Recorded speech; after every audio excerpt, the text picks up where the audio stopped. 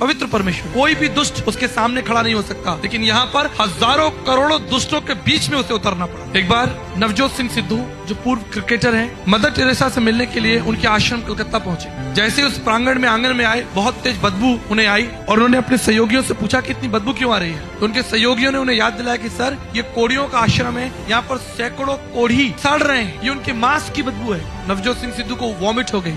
इंतजार की घड़ी बड़ी कठिन थी क्योंकि इतनी तेज बदबू थी। जब उसने दृष्टि की तो उसने देखा कि मदर टेरेसा, एक पतली दुबली स्त्री, सफेद साड़ी पहनकर उस मार्ग से चली आ रही है। दौड़ कर गया और उनके पैरों में गिर गया और उसने एक सवाल मदर टेरेसा से पूछा, आप इस स्थान पर कैसे रह सकती हो? मुझसे 5 मिनट नहीं रुका जा रहा, लेकिन आप तो इस स्थान पर रहकर इन कोढ़ियों की सेवा करती हो। मदर टेरेसा ने कहा, ये परमेश्वर का प्रेम है जो मुझे विवश करता है कि मैं इन लोगों की सेवा करूं। परमेश्वर का प्रेम, वो सनातन परमेश्वर, पवित्र परमेश्वर 33.5 साल तक हमारे बीच में रहा। आप जानते हैं क्यों? प्रेम की व्यवस्था में। जैसे एक माँ जब बच्चे को जन्म देती है तो उसके लिए बहुत कठिन होता है प्रत्येक रात को उठना जगना। ठंडी रातों में एक माँ कई बार अपने बच्चे के लिए उठती है, उसका ध्यान रखती है, देखती है वो जीवित है, कहीं उसे भूख तो नहीं लगी, इसके बदले में उसे कोई पैसे नहीं मिलते। ये प्रेम की व्यवस्था है कि वो अपने उस लहू के टुकड़े, उस मांस के टुकड़े को प्रेम करती है। मेरे प्रियो, अगर एक माँ अपने बच्चे के लिए रात भर जग सकती है, उसकी सेवा कर सकती है, उसके लिए उठ कर अपना प्राण देने के लिए तैयार है, तो वो स्वर्गीय पिता परमेश्वर जिसने सारी मानव जाति को बनाया है, वो आपके लिए क्या नहीं करेगा। प्रेम में ऐसा विवश हो गया, संसार में उतर आया।